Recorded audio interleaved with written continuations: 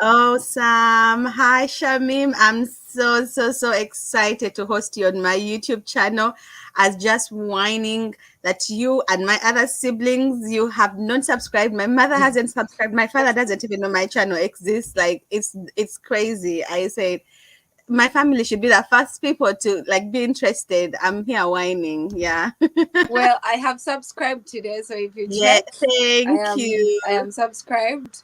Yeah. I'm horrible with social media, and I have Yeah. just realized that I've started to give up on certain things. So I'm like, okay, that's it. I'm horrible about social media. That's it. That's okay. That's enough. And I think that's But okay. I yeah, honestly think that's a good choice because social media does take a bit of time if you dedicate yourself to it. yeah, I think yeah. unless you're using it to market what you're promoting, whether it's your views or what you sell, um I think it takes a lot of discipline to say, okay, I'm only having 10 minutes just to see what my friends are up to. Like, don't see what your friends are up to. Pick up the phone and call your friends, ask them what they're up to. Yeah, Yeah, yeah, so I think that's a good true. choice. I think that's a good choice. How are you?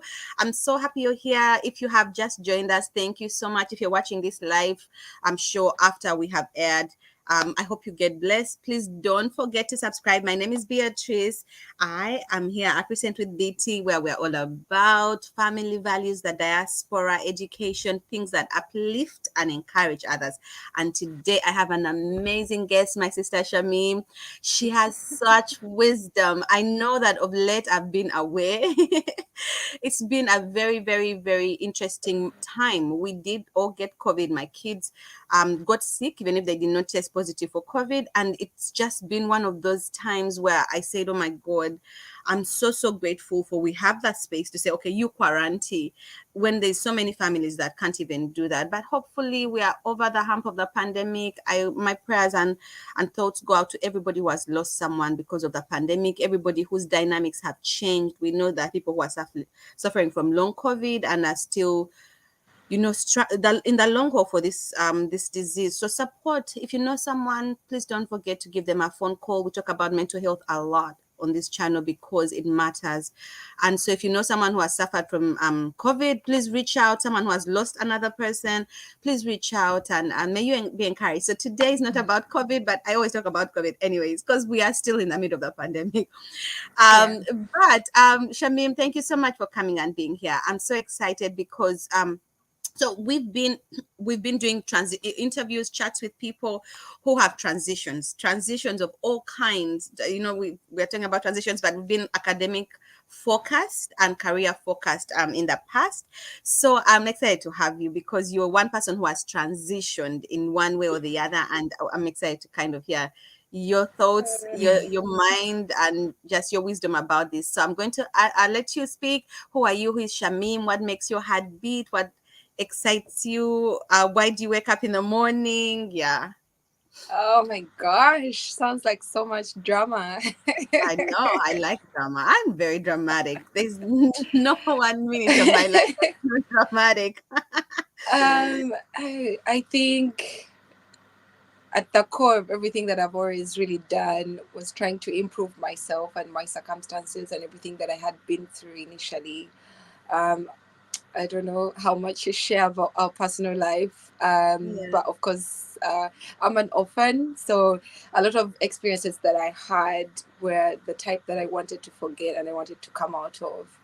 So most of the things that I achieved were things that were promising to break that kind of circle for me.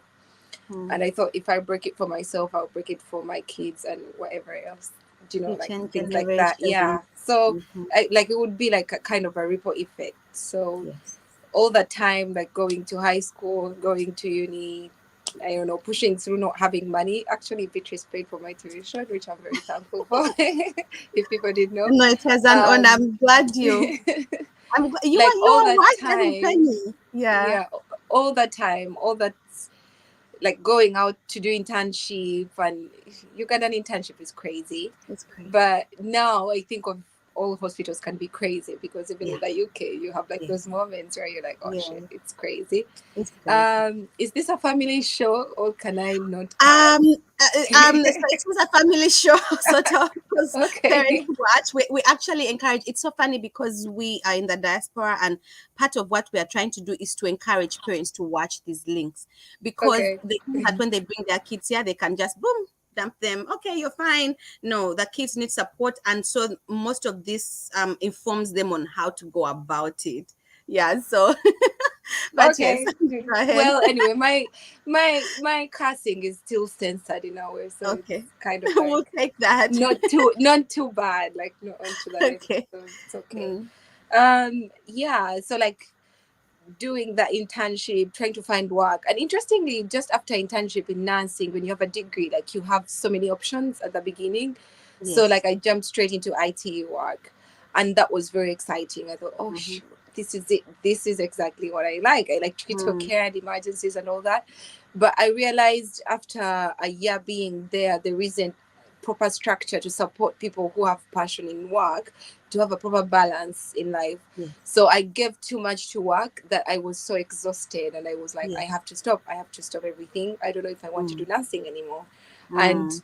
that was such a big difference that it hit me so hard that I was like, we have to stop. Like I stopped everything. I was like, this is not proper. But it's something that I think I would never have foreseen, because initially when you're coming into a profession, or if you're just starting into work, you're a bit more enthusiastic and Yes. more accepting of roles and jobs and all those things. And then people do not try to help you see the bigger picture of how Yes. to keep it balanced, how to Yes. enjoy it, and then also Yes. how to build your own life as you're learning and growing in the other direction. So I felt like Yeah. I had such an sporadic growth in my career, in my skills, in my knowledge, and it didn't reflect in my social life. It was very Yeah. stressed out, very fatigued, very tiring, and I just like had to stop, because I needed to pull that to almost the same Pull that level or card. even more, because that's what Yeah. I initially, honestly, that's what I think everyone should be striving to do, to have their social life much higher than their career life, because Yes. that's what it's pouring into the That's who career you are. anyway. Mm-hmm. So And you remember you and I yeah. had that conversation. I remember I came back to Uganda. I said, you have, like, you are literally doing night shifts. So, those of you who have just joined us, don't forget to subscribe. This is my sister Shamim. She's a nurse who went to school, educated in Uganda, and transitioned to, and she's practicing in the UK right now. But I remember when I came to Uganda, I said, no, like, you had two jobs. You are night shift nurse. Night is known for the weak. My God, much part women who work at night and men who work at night. And I said, you need a boyfriend. Like, that's what I was saying. I'm like, you need to find a boyfriend to kind of distract you from all this craziness. I remember in my head that was priority. Like, my sister needs a boyfriend. But yet it was purely that social balance. Like, it's all Yeah. consuming, because you give nothing. You give of your mind, your brain, and you give of your physical, your standing, your running, your thinking, and the person emotionally, like, the people drain you because they need that. Like, they're agonizing and they draw from you, and you never recharge. So I remember, yeah, so you decided to I just, think, you know what. yeah, it was, yeah, it's one of those moments where I'm like, I don't think I would have listened to anyone if they told me better, because in a way you also think you're in charge of your life, I think. Mm. And most of the things that we use as a structure, it's like, what is the work structure, or let's say like those things are the ones that I'm probably more listening to than my grandma telling me, oh please Shamim, you need time off. I'm like, okay, you have no idea, Yeah, like I have no I idea. really need to do this, I want to buy that laptop, I want to do that. So I'm like, no, you don't know what you're talking about. So I don't think I would have listened to anyone who would have told me that at that time, other than if it was like something that was at work and it's like, okay, you can't book more than these hours, or you can't, Yes. then I probably wouldn't have done it. But it happened. I don't recommend it. I think it makes very many dancers worn out. Burnout. Yeah. Just burnout. And um, Shamim, my God, you are speaking so much wisdom, because we don't have mentorship. You go in, you are a new nurse, no one tells you. you need to have this work-life balance. You need to, no one passes you, no support. And unfortunately, in our developing countries, there's no structure. Like, there's no charge nurse on the unit. There's no, like, this is what you do, and then somebody else takes care of the labs and everything. You know what I mean? So you're just giving of all. But I like what you say. There's nobody who mentored you to say there's need for this balance. And then you realize Yeah. that I'm crashing. It's a high burnout career. So people need to Yeah. plan Yeah. to transition, right? Like, it's okay to start in this critical bedside intense thing, but then once you have your skills under your belt, because you want to get your skills to be confident in your craft, you need to plan to transition. And I think that's why, and some people are happy with it. Like, one of my sisters here, Mary, my sister-in-law, she loves bedside nursing. I don't think you can ever, she tried, and she's like, no, this is my place. So some people love that, and they've been there for 30 years, 20 years. But I think generally people need to plan to transition as you Yeah. prioritize Yeah. work-life balance. I like that. So for me, after that, and I had that stop, like a hard stop, because Mhm. that's like a forced stop. Yes. I just like was reviewing, okay, so if I go back in nursing, what do I want to do? What Yes. exactly am I going to fit in best? What has the best balance? Good pay and Yes. good hours, most likely no Yes. nights or minimal nights, things like that. And I was like, oh, I wish like Yes. I thought about this before, because it would have informed the things that I wanted to do. Because general nursing, when you come out, you're a bit very general. You can still pick what you want to do, and I didn't pick that earlier. And some Yes. people have the opportunity though to pick it straight off, and they just stick with it, and they keep Yes. going.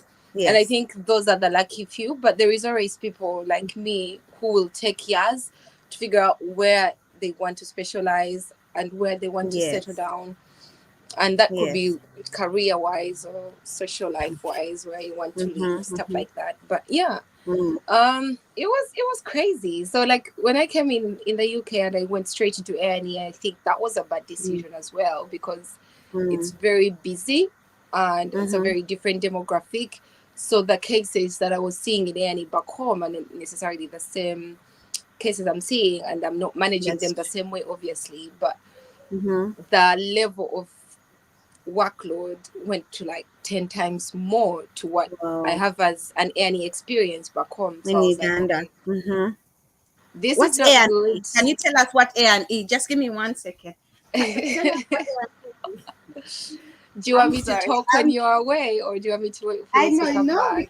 because we're recording. Um, Okay. I'm trying to. Um, Yeah.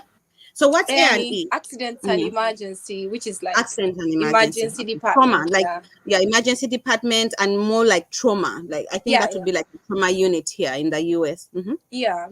It Mm. would be. So So the you load get, was twice as high, and then you're required to document and all this stuff and communicate, and it's like intense, yeah, but also like more comprehensive, because like more you have to do a lot comprehensive. of holistic care. So you do the Yes. medical, the physical, the social, make sure people are eating and all that stuff, and then you also Mhm. have to make sure they are cared for when they're discharged. So Yeah. it's times 10 literally. So you see Yes. more patients, and you have to ensure more care for them anyway. So Yes. you're Yes. having like more skills, more holistic care, and more Mhm. comprehensive for just one person at a time. So Yeah. that was such a big hit, and I was like, okay, I do not want to do this anymore. I'm sure Yes. now I do not want to do it. So I was like, it makes sense to have 1 year experience on my resume. So I was like, I'm gonna Yes. do 1 year, and then I'm gonna Yes. switch. Mm. So that time I switched to interventional radiology, which I might Mm-hmm. say IR after.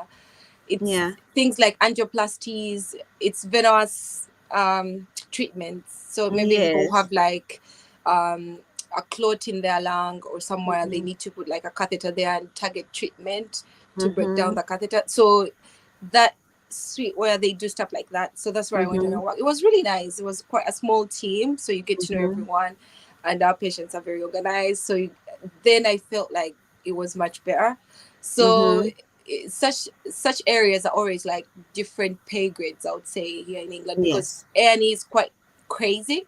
So the Intense. structure is that the nurses there will earn more. So even though like Mm-hmm. I'm doing a band 5 job, which is like a band 5 job that I was doing, Mm. um now this is like And a pay band five structure. job, meaning what does that mean? So the NHS pay structure is that Oh. Mm-hmm. when the nurse has just come out of Mm-hmm. nurse, so it could be an international nurse or just any other nurse, A but new when you've nurse, just been yeah. employed, you have your Mm-hmm. pin. Mm-hmm. You'll be employed as a band 5, and this will Mm-hmm. be anywhere you go, it will be band 5. But How many depending on the bands are there? area, oh, there's like band 5, band 6, band 7, band 8, even higher, and Even some of them are higher. not Okay. disclosed. Yeah, So because if it's yeah, too high and it's too such a big high. I amount know of everyone is like looking at you. Are yeah. you serious? You earn that much? So band five is Yeah. usually like international nurses coming in, new grads. They start at the band 5, and these are people who are employed by NHS. So people who don't know about NHS, I love the UK for this because you people are very. I mean, this is my personal opinion. That is what how like it's why are we privatizing healthcare here?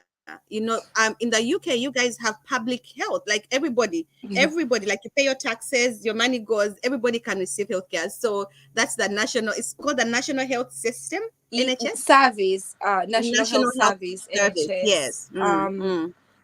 So band Actually, 5. Mm. to say a little bit more about the Mm-hmm. international nurses pay, when you Okay. come in, like when I Mm-hmm. came in, I didn't have my nursing pin yet. So at that Mm-hmm. time, when I got onto the flight and landed, and I was like, Mm-hmm. okay, given a uniform and a card and everything, at that point I didn't Mm-hmm. have my pin. So I Mm-hmm. was working at a band 3 pay, which is the healthcare assistant. And Mm-hmm. then you're studying. My hospital, which was really nice, had classes for us to do practical skills sessions and an instructor. And then Nice. like so you're being paid to do healthcare work as you're Mm-hmm. doing your training so that you Mm-hmm. pass your OSCE, which is what happened. So after you pass your OSCE, which is OSCE is now I have to remember. No, that's okay. So OSCE if you structured. don't, It's a mm, structured exam, practical exam. practical exam, so Yeah. more like our NCLEX here, because we have an NCLEX, and I still have to remember what NCLEX is in full. But don't worry, anything that doesn't come to your mind, you can always let me know, send it to me via WhatsApp, and I can add it under this video so that everybody who Okay. wants to go back can actually go back and find out. So we actually kind of fast forwarded for you practicing here, but let's keep going. We'll backtrack for those who want to know, like the agency that you came with and all that, the decisions that happened while you were still in Uganda. But so Okay. you land in the UK, you begin by working as an assistant, which would be like a certified nursing assistant. Here, you help with bedside cleaning, you help with Yeah. moving patients, You and help the nurse. you help the nurse. And it's good because you're sort of shadowing. You're Yeah. hands-on, but you're shadowing the other person, which I like because it means you're not going to come and it's lives. We deal with people's lives. And Yeah. as a nurse, you need to know what the aid does before you start being, I'm a nurse, I don't touch patients. You kind of need to know that, right? And then You you're watching touch the other patients, you're a person. nurse. Yeah. And I'm sure you are aiding different nurses, like maybe 3 4 nurses at a time, like patients who belong to different nurses. Was that the Yeah. case? Yeah. So you, Because A&E has a very high turnover. So actually, literally, all the patients kind of belong to everyone. And you're allocated mm, a specific area. Maybe you're in the trolley area. Let's say this is the area where like people who might end up being admitted are like they're mm, lying down somewhere, or it's in mm-hmm, the ambulance or the walk-in area or the mm-hmm, major resus, like resuscitation area where like you will mm-hmm, have big traumas coming in. So they will be allocating you to specific areas, and then in those areas you have a high turnover because people will come, be mm-hmm. referred to wherever they need to be referred to, be seen by those specialties and consultants, and then they will move on maybe like 3 hours or longest maybe 12. But like the turnover is quite It's fast, quite high so because you're you trying get to through a admit good them onto number of unit. people. Yeah, Mm, because you're seeing them, pre-assessing them, triaging, getting all those investigations and referrals done, and exams I requested like and things that. like that, and then like Mm, handing over care to like the nurses on those special units wherever they are going. yes. Yeah. That's intense. That's intense. And so I like it because, and why I say it's good, because you're working with other nurses. You're seeing how different people work. Because my physician always says you have your way, your thought process, and if it gets interrupted, you might not provide the same quality of care. So you're seeing their different processes and you're like, okay, when I start, I'm going to do this and this and this. You're kind of creating that structure, but they Yeah. haven't given you the Yeah. responsibility yet. And in the meantime, you're attending classes. In the meantime, you're reading for your exam, this OSCE exam, you said you called it. Yeah, the And pin, yeah, then how OSCE, long just for the nursing OSCE, so pin. that you can get a pin, which would be like a license number in a way, right? That's a Yeah, pin. Okay. yeah, And so you're preparing. how long is that period? Like, what's the requirement? Like, do you have to? Is it like a minimum of 3 months, and if you're not ready, another 3 months? How do they gauge that? Well, When do they say, okay, now you're ready I was to talking to kind of the sit rest? And lady. oh, it's self-assessment. I was talking to the Mm. lady who booked it. Interestingly, I asked her that, like, how Mm-hmm. did she decide? And she was like, I thought in a couple of months you'll be ready to do it. So she just like thought like in 2 months you'll probably be fine. So she booked it, because Mm-hmm. most of the time all these things will be booked on our behalf by the hospital, mostly if it's your Okay. hospital that is organizing it for you. So they try to get you on track and get you moving in the Okay. right direction. So they might have like a time I frame like that they it. use for the nurses, and Mm. they're like, we Mm. have a good pass rate at 2 months interval, so we just like we book 2 months, and then if Okay. someone doesn't pass, like they will have to rebook in a month or something. Mm. But Mm. yeah, Mm. but it's usually like from what they've seen before that's working, and Mm-hmm. that's what they Like are nurses coming using. from Uganda, nurses coming from Nigeria, nurses coming from Yeah, Kenya, yeah. and that and so this. day Mm-hmm. that day that I landed with a bunch of Jamaican dancers, and Mm-hmm. we just became tight because we were like doing all these things together at the same time, Yes, being frustrated together at the same together, time. and that's important because you're having So a culture shock. First of all, you're having a culture shock, a weather shock, a career shock. It turns. Oh my God, my kids are. But their dad is up, so it, that's fine. Today is a it's good things day. that you don't really think about. I think the funniest thing of all is that when I Mm-hmm. landed, it was in Mm. December, and that's winter time, and the Mm-hmm. sun goes down at 4 p.m. And I Mm-hmm. actually hadn't realized that in my head. So Mm-hmm. we went into this shopping mall, and we were like buying food and everything at 3 p.m. after we had landed. And then we came out at 4 p.m. and I was like, it can't be 7 p.m. We can't have been there for 3 hours. And it was just dark. It was just dark early. That was like funny. It's I was just like, okay. that. But I Yeah. like it that the orientation is not just you alone. Like the people who organize this are so, I probably they've done it for a long time, so they know, because the fact that you're not just the only foreigners coming in, you have a bunch of other foreigners coming in from their different countries, is good because you have this shared intense experience, and you need that. Like we say, that social part that we always ignore, and we just focus. I need to be able to do this. I need to be able to do this. You have people who you can vent about how crazy things are, Yeah. and I like that. Because literally I like you that. go with them, you book like the same day for the OSCE, you book like in the same time, so you go Nice, with them and book like, nice. because the hotel, that's the funny thing. So Mhm. things are really, what's the word, uh, so there is specialty centers, so most of the time you find like you can only go to one or two places to do your pin, so Mm, everyone always has to travel to to Notting. a Oh, I've certain forgotten the place. name.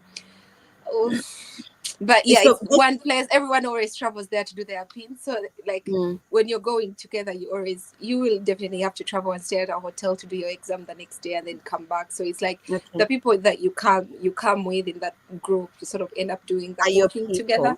people. Mm. And so what But happens yeah. is you arrive and then you start to practice for 2 months, sort of shadowing the other nurses, and you're attending classes. How do the classes, like, how did that go? Would you work some days and then attend class some days? Did you Oh, did it's you get booked study textbooks and leave. Yeah, study? it's booked study leave. So it's part of your study hours. So you're paid for that time, but you're going to study, which is really nice, I thought. But Yes. considering that at that point you're being paid a band 3, which is like £1,500 or less, which is really little money. So it's good Mhm. that that study Yeah. time is paid time, so you don't Yes. necessarily get a pay cut for not like going to work. So you're like going to work, but you're going to study, For not going. um, which is So on nice, average, you look. So I do thought. you get handed textbooks? So do they give you like textbooks, and you travel to a class? And is a class part of the hospital? Do Oh, it's you part of a have to hospital. Like just they stay have at a home clinical and study and area. put in the work? It was part of the hospital, Mhm. and I think So that's you what do most that, and hospitals then do, because they have a high number of international nurses coming in. So they literally just, I think, end yes, up having that they create structure that there to support space. people to do their pins. So it could be like one or Mm-hmm. two beds in a certain ward area which they no longer use, and then they just use Yeah. it for clinical practice. And you have like someone who So is for allocated, like a clinical practice educator, who does that for you. nice. Yeah.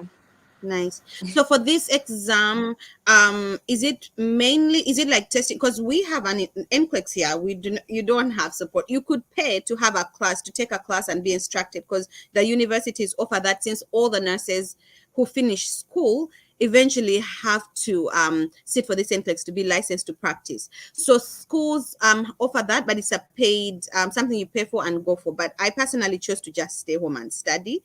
And so, but this exam is really comprehensive: pharmacology, critical thinking, delegation, all that stuff.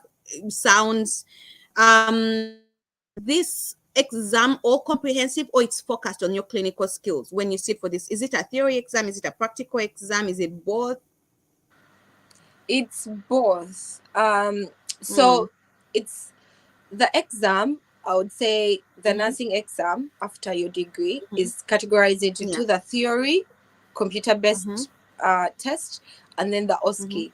So the OSCE is more practical, and then the Mm, computer-based is both a bit practical but more theory. Then, I so see. that one you do before you really get on a flight to go, because it's valid for I think a few years before. So you don't Mm, have to book your OSCE as soon as you've done yes. it, but then you have some time to book it. So if Yes. you did it like this year, you probably can still book your OSCE next year, something like that. Mm. Um, so So you bought it's your yeah. books? Did you buy your books while in Uganda and studied for that exam in Uganda, or did you, Oh. once you booked with your agency, did they send you the books to study Oh yeah, when for I the had my computer-based agency, they exam? sent me all the information and all the guidelines and all everything. Nice. So they had like a big folder with all of that stuff, which looked very humongous, by the way. um, but then after you read it, it was mostly around patient safety. Most of the things are around safety and how to do things safely, even when you do not know them. Hmm. So as much as it was very detailed about exactly who is in charge of what and what it is and all that, it was all the picture of like, okay, you do not know what you do, but how do you do it safely? So it became actually much easier, because then I was like, oh great, if I do not know, then I just need to ask this person. I didn't, do you know, like, Mm-hmm. so, If and you then it don't know, came you know into where to find that practice. Yeah, information. Yes, so nice. when it came to practice, like in A&E, it's like, oh yeah, someone came in, they had an operation like 2 days ago, whatever, they were discharged, it was a day case, and oh yeah, I just need to call the surgical team. So it's more like, you're not going to sit there and try to figure out what is wrong. You're going to make sure they are promptly referred, Like stuff like that. that. So like Mm, very quick escalation. I thought it really focused on that safety and quick escalation, because most of it, honestly, the level of training I have is not mm, going to cover a lot of things that the patient really needs in terms of the actual curative treatment. So mm-hmm. it's like early escalation, put them on their list waiting early, and then the people can come see them earlier. Because then if the consultants come see them earlier, then you can actually start giving like treatment Mm, early and all that stuff. So mm. I thought it was actually quite easier than what I was doing back home, because back home you're needed to remember a You're lot of everything. pharmacology, a lot of You're things, everything. a lot of anatomy, a lot of. I was like, okay, I Yes, do not need to remember all these things. I am done. all this stuff.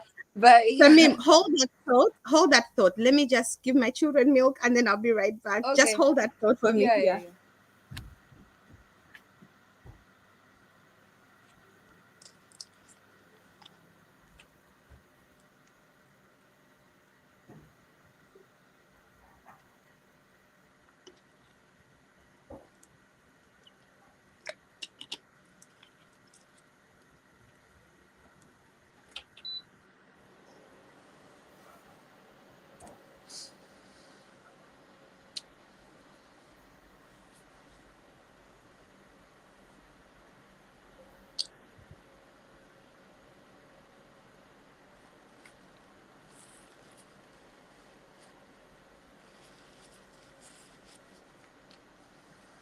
Doo-doo-doo.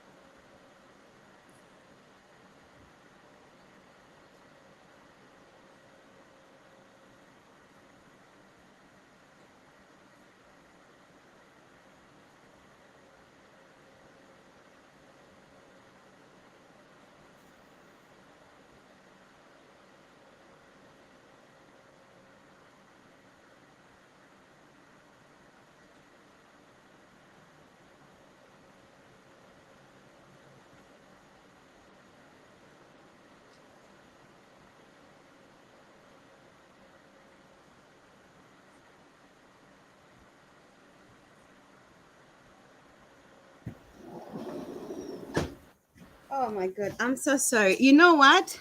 In the That is future, I'm okay. going to stick to 7 a.m. because 7 a.m. they are still, at least I have my 1 hour to do the live show and don't get interrupted. And now they're up and everything is. Yeah. But The day thank you for starts. waiting. It's crazy. But you, so we were talking about getting ready for the exam. So you do that theory exam. Your agency had sent you all the links and the whole binder things you need to study. You do that the theory computer based exam. By the time you come, you only have to do the practical and the OSCEs, which is basically the clinical portion. And your hospital or most hospitals have this space and an instructor that can help you just master that, so that when you go, you have Mm. that under your belt. And then Yeah. I think the other thing you were mentioning is the fact that in Uganda we do everything, like this whole thing called scope. People forget that it's somewhere. It's just like an idea, but it's not an no one implements it. And then you come in these spaces that are very legal, and there's a lot of suing and accountability, and you have to know your scope. And as a nurse, you're required to actually do that assessment on who triage, especially in the trauma space where you are, emergency trauma Yeah. space. Like, Yeah. how fast do we respond if someone has like a femur that's been fractured, right? How fast do Mm. we respond as opposed to someone who has a cut on the arm? So that knowledge. But I still feel, and here's my other question: like, do you feel like when you, because you went to, we really need to rewind. Let's go back to Uganda. Tell us more about like school, high school to uni, because people need Yeah. to kind of get that phase. Yeah, because you went to school in Uganda, and I always say that I feel like my education in Uganda has prepared me for this current position that I'm in, because you learn everything. And initially my other positions were like task, you're just performing tasks, right? But with the home health position and now case management, the fact that I have all that knowledge, I think a certain way. So I feel like my curriculum was more than ample for the position that I am in, and it gave me that confidence that I can practice. And the only thing is that I had to, the pharmacology is different, the policies are different, the documentation, we do not document, because you have 80 patients to see, 100 patients to see, and medicate, and by 3 p.m. you're done with your morning meds, at 3 p.m. So documentation is like, they tell you, okay, write about those 3 4 people who are and no one even ever reads what you're documenting. So that, oh my God. And if you don't document it, you haven't done it. For me, that was like the big one. So, anyways, coming back to you. So just uh, backtrack well, for us, I from did. like what agency. So so you're a little bit about your school choices. Like, I went to my secondary A level university. Why I chose this, how did I choose to suddenly want to go to the UK instead of stay in Uganda and just change a job? And then who you Mhm. worked with, the name of your agency, and how do I get in touch with them? How do I go about all of that? Because now that's what, like, some people are deciding, should I go into nursing? They're at high school level and they're saying, okay, I'm in Uganda, should I really do nursing? And when I do, where do I go? Who gives nursing courses in, and some people, their parents are here, because our channel is mainly for that diaspora people whose kids are still in Uganda, and they are trying to advise their kids, but without a base of knowledge of how the system works down there and how it will I see. translate to the UK. So that's, yeah. So give us that background. Well, I did my high school, my O level at Chinawa High. It's in Chengera, right next to Busega there. Yes. That went all right, I think. It's like do sciences, like prepare you to do like, you know, sciences at A level as well. So I did sciences in Gombe SS, which is very far away in Mm-hmm. PG. And I think Mm-hmm. uh, it was good. It's a Muslim school, so I had my Mm-hmm. challenges with it, but it was good. They had good teachers. They seemed to be very Mm-hmm. well at bringing out the right grades in people, so that was nice. Yeah. And when I And you did finished in physics, chemistry. Gombe, What did you do at A level? Mm. What did you do at A level? What did you do mm, in Gombe? What did you choose? I did Physics? biology. Mm-hmm. Um, Dang, I don't remember. I know. Agriculture, I wonder, I interestingly. think you did math. I don't know if you did math because I I did did physics, math. chemistry, biology, and food science. But I think you were one of the crazy people who decided to do physics, chemistry, biology, and math. I'm like, I am going to do math. Why would I be doing math? It's not a requirement for nursing or medicine. I am not doing math. But you are really good. Actually, You are like a very studious I did person. You were do very good physics. academically. Yeah, I did do physics. I did So you did BMC, biology, that biology, chemistry, math, chemistry, yeah, math, and agriculture. Interestingly, I don't know mhm, why I did agriculture, but I did and agriculture. I agriculture do like the because it's idea, easy like to in my older pass. years, I would have a farm or something. I don't know, but I did agriculture, and I don't know Yeah. why I did it at A level because it wasn't pushing me Mm, where I am right now at all. I don't know. Maybe just for mm. points, because you need the points But I anyway think to it's get a into a good uni. the points. That's what I was going to say. Yes, as long Yeah, as you have your cores, biology and chemistry, those are your cores, and yeah, maybe math or physics. I always advise young people because in Uganda for A level you're required to do four. Well, earlier they would only do like just three, but now you're required to only to do four. yeah, Um, four majors. I guess that's what the Americans say, four majors. So I would advise if you do biology, chemistry, if you plan to do medicine or nursing, as long as you have your biology or chemistry, you can do physics or math, and then if you're in a Muslim school, do Islam. If you already like know that you already are going to pass and get an A in Islam, do Islam. If you already did French at O level and you know you're going to really pass well, do French again. Like the other fourth thing should be if you did music and your A level offers music, do music. Like the other fourth thing should be something that you can pass with an A, so it can add to the weight of how they're yeah, going to calculate your university. So that's strategic. That's just the strategic way to do it, because as long as in sciences, if you're going to be an engineer, if you have your physics, math, do economics. You don't have to do physics, chemistry, math. If chemistry has been hard, you can do economics, because if it's going to be easier than chemistry for you, and then the other can be fine art if you're really good at it. It can be, food science if you're going to be cooking like me. yeah, So yeah. I think To that's a get good you the strategy points. Yeah. to get you the points to enter uni. So you choose uni. There was all these universities. You Mhm. wanted to do medicine. You didn't want to do nursing, right? I Yeah, tell us did, about that. yeah. Mm, Well, I applied for medicine. I think it was my career. I didn't get mm-hmm, it. I did apply, mm, I think, to medicine in Bar. I didn't get it, but I had also applied for nursing in Bar, so I got yes. nursing. Mm-hmm, Um, and then I took it because mm, I remember, I probably don't remember, you came around mm-hmm, sometime, visitation time in Gombe, and you were like, oh, with nursing you can work anywhere really, and much easier than with medicine. So I was like, I'm actually happy with nursing. I'm mm, gonna take that. And I think I had another course, yeah. biochemical engineering in Makere. And then you were like, oh, I do not know what they do. And I'm like, okay, I also don't know what they do after that. So I did nursing because medicine didn't go through. And then biochemical engineering, I wasn't sure exactly what they do after they have their degree. They probably What are do a they? lot of Yeah. things actually, but I had no idea and I had no exposure about that. So I just like, They I'm like, probably I'm do a gonna lot go with of nursing. Yeah. things. Yeah. I think they probably Yeah. do a lot of things, but the fact that it's Uganda, like when you are going to school, you were not going to school to finally one day practice in the UK, right? Like, well, maybe Yeah. I went to nursing because I knew my mom. her goal was for me to practice here, but like with you, we were saying, okay, if you practice in Uganda, any profession, who hires biochemists? We don't know. We don't have food processing industries. We don't have, like, maybe we do, but maybe it's one or two, and I don't even know of them, right?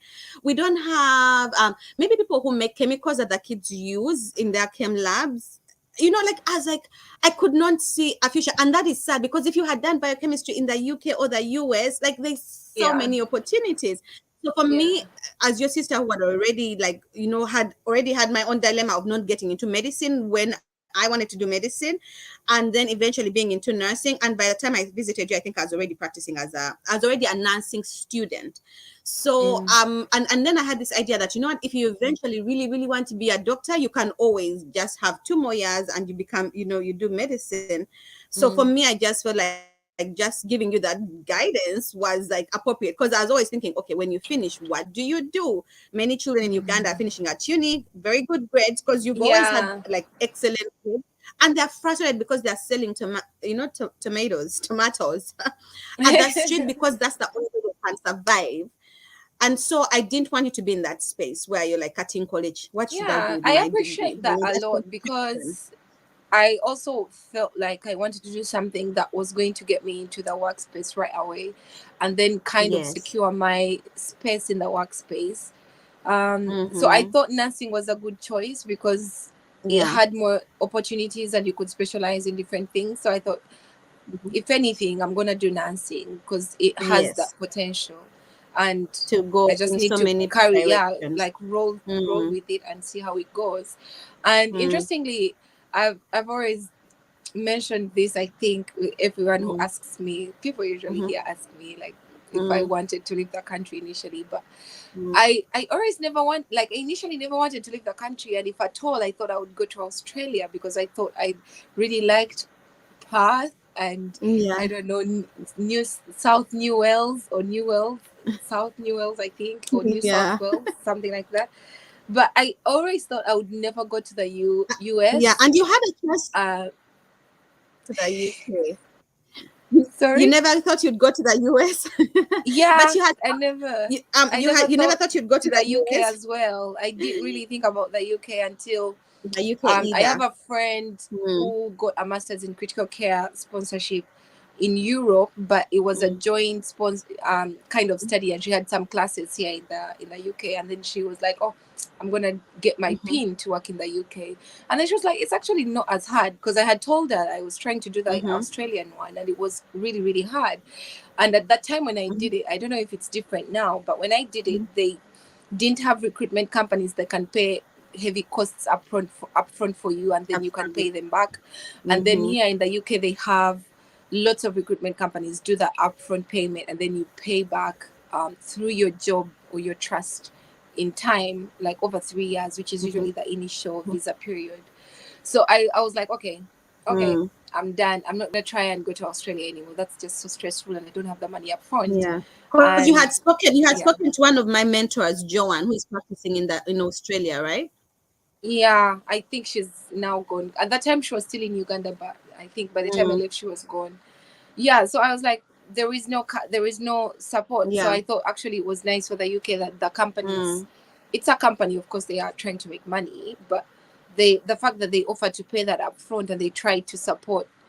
Of course, you have to have actually a yes. lot of things that you've passed before they can support you in Mm-hmm. that sense. But I Which thought are it was what so are cool those that they things? will do those big payments upfront for you, and then you can pay back later, because Mm-hmm. you really pretty much, they don't even have to run your credit score or anything. It's just basically you've got the job and they're using that to pay everything up. That was nice. I thought To it pay was very, themselves back. yeah, yeah. Um, So you spoke with yeah, this person who had gotten a scholarship. So you spoke with this person who had gotten a scholarship and had some placement in the UK. Tells you about the PIN. Is she the one who introduced you to the recruitment company that you signed up with? yeah, she did actually. So she's like, yeah, they're really good. They seem okay. Everyone seems to be happy who has used them. I'm like, you should try What's and their use them, name? because it's WeSolutions, literally Mm. WeSolutions. But they do like different kinds of healthcare, it's not just With nurses. solutions, So okay. they, yeah, they have kind of like, I think, different criteria for different people who apply to them, and then they like support you. And they have, I Not think, just because nursing. So, when I so if did I've it, done yeah. medicine, if I've done microbiology, and I'm so Yeah, sorry. like My it's my network. I live in the mountains, a village in the mountains. So my network.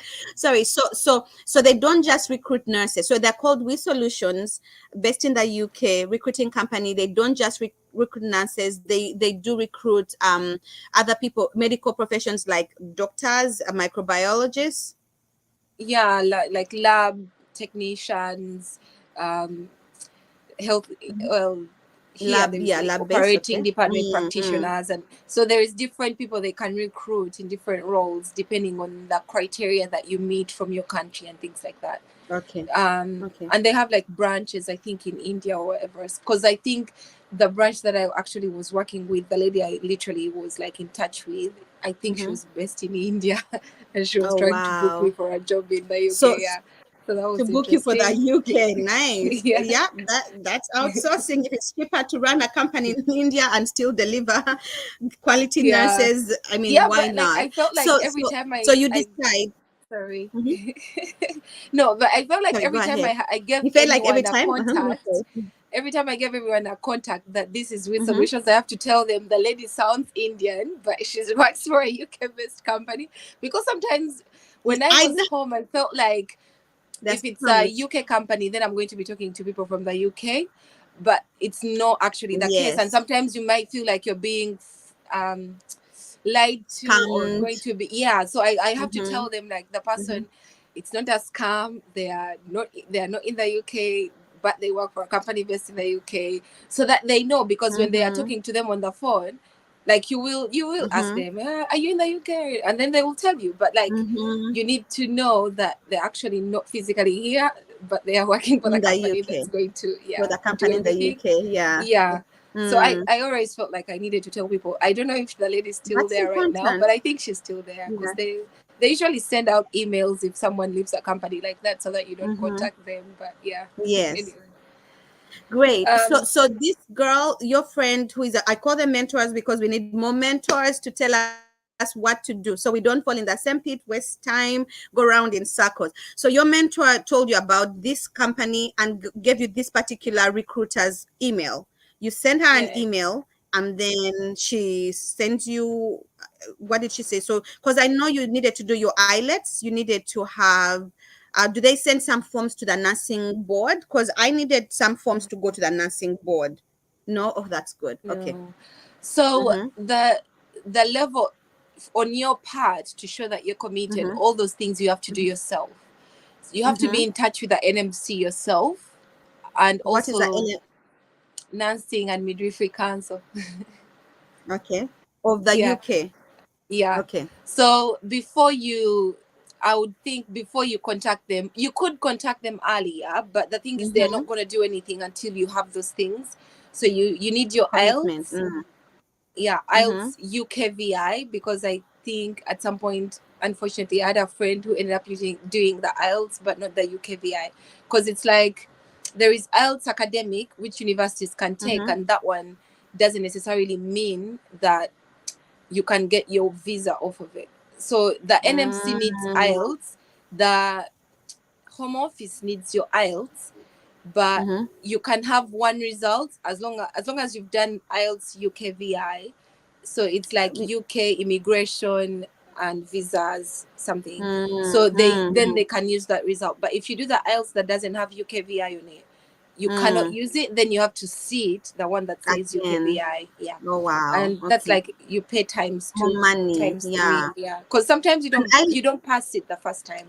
Yeah, Yeah. and I was so lucky. I passed, and I think I did mine just because I was planning to join school initially, but most almost all my friends have had to do it 2 times, and it's a so those of you who don't know, IELTS is like the English proficient exam that your UK embassy in your country offers, or British Council in your embassy offers. But I did now. I'm finding out from Shamim that there's different kinds. You need to make sure that it's IELTS UKVI. We'll put that acronym down here, and you'll be able to see it. So you have to sit for that. You have to pass it. It's usually a three section exam. You need the oral, you need the written, and you need, I think, a composition. It's four. It's Oh for my god. Okay, I'm so old school. By the time I did well, class 3, it's now it's four. So IELTS is And the you know what? This is to show international. you that this information we offer here, we don't Oh, have for these organizations. You need to find out. Make sure you reach out to your British Council or your British Embassy to make sure that you find out what's required. So we are just giving you what we did, and every year, literally, or every 5 years, things change. So you don't want to be sort of, yeah, that's what Beatrice said. That's what Shamim said. No, find out. We are kind of shaping your mind on how you should think, and then you go ahead and just make those calls, make those contacts, and do that legwork. So sorry, go ahead as I yeah. interrupted you. So Mm, IELTS is International English Language Testing System. So it's mm-hmm, basically a proficiency. So they do listening. You're tested on listening, mm-hmm, writing, reading, and speaking. And the speaking mm-hmm. one is usually Okay. scheduled like on a special time, kind of appointment Yes. basis, and then you like talk to an examiner, and then they score you, and then like after a Mm, week or two, you get your results back, and your like test form mm, back, and you can use that. And mm, right now, I think the score has gone up. You probably have to score a 7.0 on all of your sections, or a minimum of mm, 6.5. The highest you can score is a 9. But that is mm, usually important to check with the NMC website. They always put up mm, guidelines for international nurses, your English mm-hmm. requirements, and your like educational requirements and experience Okay. requirements. So when I did Okay. that, you needed your IELTS to be a minimum in any of the four to be Mm-hmm. 6.5, which I think might gone Okay. up to 7 on It all was of 7 my them. time. Mm, Yeah. And mm, then you needed to have a degree. Your mm-hmm, training as education needs to be a degree. mm-hmm, And then you mm. have to have 3 years of experience in your experience 3. requirements. Yeah, Oh 3. wow. Okay. Mm-hmm, Um, I don't think that has changed. I think that's pretty much it. They still want people to have a degree, and they need you to mm-hmm. have experience in your country 3 before, years, which is good for unless you you because then trained you're here. mm, Yeah. So if you trained here, then you of course you're gonna go like work here straight. for your Mm, experience. Yeah. okay. And then for like the uni, it's quite. So when you create the account with the NMC and you're applying and you've put in your IELTS results, you're filling in Mm-hmm, your application to mm-hmm, prove your hours at uni, mm-hmm. how many Yes. practicals and lectures and what did you Mm-hmm. study and the curriculum. And I Mm, found that was very tiring because I was trying to chase down, bless my lecturers back home, yes. to chase them Yes. down, to get my curriculum, to get my hours counted and everything. And that was Yes. like such a big Mm, trouble. I had to mm-hmm. like go to Mbara a couple of times just to get that Yeah. done. And Mm, it's not like, it's just frustrating. It's not like they don't yeah. want to help or you don't want, like, like it's just like There are no work systems. that is not easy to do, and they have stuff to do, and then you're trying to get that Mm-hmm. done, and you have a time gap. So the sooner you get those things done, the easier. Mm-hmm. And most of the time, when you manage to get that, it just like counts down all your practicals and theory, and Mm-hmm. has a list of all the subjects you studied, basically the whole curriculum for all the 4 years. And then you fill out the application. Mm, So you sort of translate all the information into the application, or even attach downloads or something. I did that a mm-hmm. long time ago, I don't remember, but I'm sure you Yeah. definitely need to get the curriculum and all those hours counted and everything written down properly. And I think Yes. even probably someone from the uni to Yes. Same with sign that. something like that. Yeah. Um, Usually Yeah. like Same the with head of that. Mm. department, something like that. Yeah. So that Yes. that was stressful because I had to travel on a Mm-hmm. bus to Mbara a couple of times. I Back thought and I forth. thought I Mara would is do without it. non-closed. Yeah. Yeah. Mm. But it was all right. Like I was happy that I finally got it done, because it would have taken Mm-hmm. longer, I feel, but it got done in a Yeah. couple of, And yeah, trips. yeah. So and what I see, because the trouble is, for example, it's so sad when I check at uni, because I do a lot of career guidance here, like just volunteer career guidance for nurses or people who are planning to go into nursing. And these universities usually they have all this stuff on their website, like how many hours, how many course units per, and yet we still don't have those systems. Like, how old is Macquarie? How old is the bachelor's degree? How old is Mbara University? And still, we don't have these things down. So I always just tell people, like, if you were in Shamim's year, like, probably you, if you go that day when you got that form, we'll have an amazing secretary, Patricia. Miss Patricia, I honor you. She already had, like, when I went in to do my, how many hours of everything that was required to do my NCLEX. So she kept a copy of that. So people who went in after me and wanted to have the same evaluation said, okay, Beatrice has done this before. This is these are the hours. This is how we broke them within that 5-year block, because Makerere changes the curriculum every 5 years. She will have that reference as a point for you. You know what I mean? So if young people are like, because sometimes you go, like you said, they have things to do, they have other students who are there and they're, educating. So you can ask and say, I graduated in this year, Shamim graduated in the same year, do you mind checking? And they have that copy so they can compare, but that might not be the case. So for me, I feel like that's like, if like you and I, that's one of the things we can give back to our universities. If we can actually come up with a space and a database to keep track. Every year they change a curriculum, to just keep track of the hours and to keep track of the requirements, like of the US and the UK, and just compare, because not everyone is going to practice in Uganda, or in Nigeria, or in Somalia. So it's good to keep track of this, that this is what's required, and put out this information so that when other people need it, it's there. We've done the work, we've gone before them and cleared the path, and it's there. So all right, so so Yeah. so so you have to do the IELTS. You have to make sure that you open an account online, and with the the nursing NMC. midwifery, Yeah, NMC, Nursing and Midwifery nursing Council. midwifery, and make sure that you have followed up with your universities and you've done all the hours to account for, your how much time did you spend on anatomy, on physiology, and all that. And then once you're done with that, then you come back to the recruiting WeSolutions and say, hey, I'm here, I've done all this, I'm ready. Well, yeah, and you need to have had the letter back from them. So when they receive the application, they evaluate everything and they sort of like process it, and then they give you like a letter of invitation to do your OSCE, and that's the letter that the recruitment agency wants. So when you have that letter, it's sort of like, okay, now let's go ahead and start the process, because then you can book the visa and all that, and then when you're here you can book your OSCE. Do you know what I mean? So that letter sort of like is what is going to get them to do it sort of for you to get the visa and everything. But it's when I did the IELTS exam, I think it was around 750,000 Ugandan shillings to do the That's a English lot. test. And then when I left, I think I checked again and it was around 900,000. So it's sort of Crazy. like skyrockets quite easily.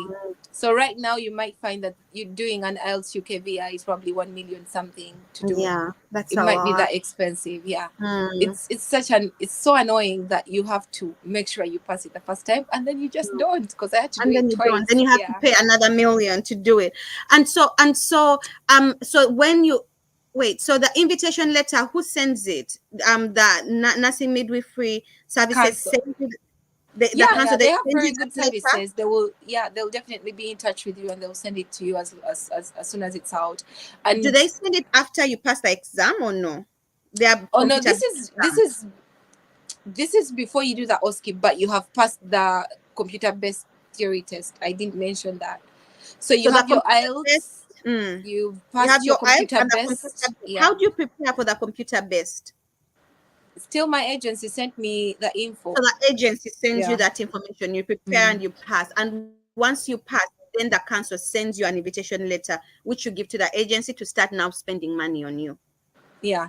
So just to re-summarize, to feel like Mm-hmm. I'm saying it proper order. So on yourself, Mm-hmm. you're gonna book with your money the Mm-hmm. computer-based test, the IELTS, Okay. and then you're going to Mm-hmm. pay for the application to join the register on the NMC website, and you're going to get that account. So you pay some money. I don't remember how much I paid, but it wasn't that expensive. It was cheaper than the English test. But and then on that account, you submit those results there.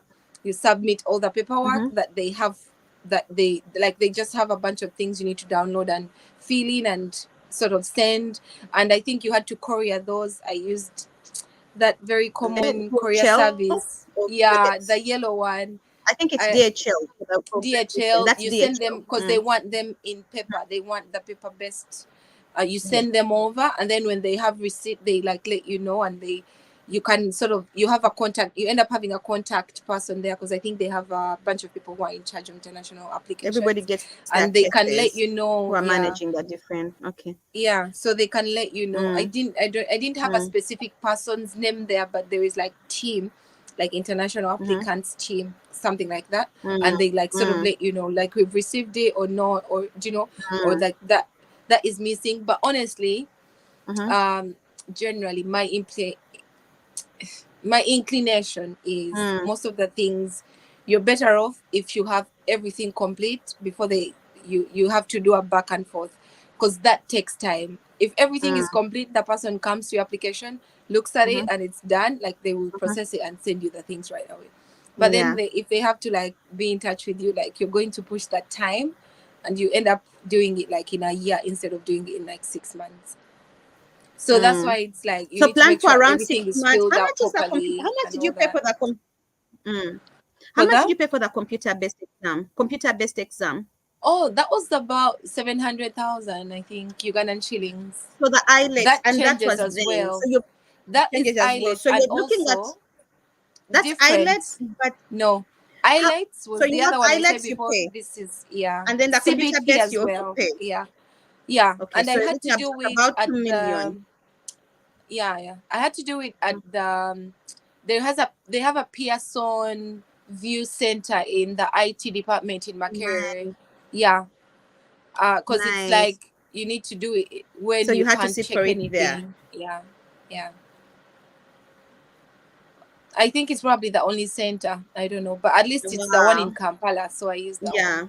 Okay, so Mm. there's a Pearson view, and that's a place you say, and you so you study. When you feel ready, you book, and then you go sit for the exam and pray that you pass it, and then you have your IELTS, and after that, everything goes. Once you receive this invitation letter, do they pay for that for your flight, or you have to make sure you find money for the flight? No, they pay. So after that, everything else was upfront paid for me. Nice, So the flight, nice. where I stayed when I got here Mm-hmm, at the house, mm-hmm, my pin. So mm-hmm. literally, when I came, actually we asked for a little bit of advance so that we do some Mm. shopping because we were really broke. Yes, So they said the hospital gave yes. us a bit of I know. advance You're so starting that out. It's we awesome. It's good. And I think, yeah. and So you know what? the Hmm. yeah, just like I've said, the payment was before that. So the moment you get your invitation letter from the NMC, Mm. any recruiter you contact and you're like, I have Will this, the want NMC you. has called me to do an OSCE, Mhm. they will Mm. want you because they know you're gonna get a job as soon as you Yeah. apply to it. Of Thank you course, you so do much, the Shamim. Our interview, time but is yeah. fast spent. Our time is fast spent. Yeah. So, and then for some reason, my network is being funny because you're freezing in the middle. But my request is that you give us all this information. If there are other recruiters you know that are not just with solutions, to please give them to me as well so I can attach them to this video as well. And then my last question is about transitioning. Like if you're transitioning from one department to another, does it matter? Is that arrangement with the hospital you're working for right now? Or once everything is done, you've paid off your debt to the recruiters who brought you, you're free to do whatever you need to do? Yeah, so if you're Mhm, in the same hospital, which I was for mhm, the last 3 years, mhm. I was just changing departments. It didn't matter Okay. because it's the same So you're payroll system and working everything. with Yeah. the hospital and you can find your space. But if you were Yes. to leave that hospital to another hospital, they will ask you to pay that money, and Mm-hmm. they might give you a payment plan or not, or they will just be like, we'll just cut it from your last paycheck. Like you Yes. probably receive nothing. Because as Yes. much as it's a lot of money when you're coming, actually, when you're here, it's like a 1 month paycheck kind of situation. Yeah. Yeah. So it's like, it's a lot of money when you're coming, and then when you're here, it's not like that hard to pay Like, back. So it's, yeah. yeah. Okay. Well, thank you so much. We've made this 1 hour long, but I'm so grateful for putting this information out there. If you're watching my YouTube channel, this is AfriCent with BT. This is my sister Shamim. She's an international nurse, practiced, educated and practiced in Uganda, and then transitioned to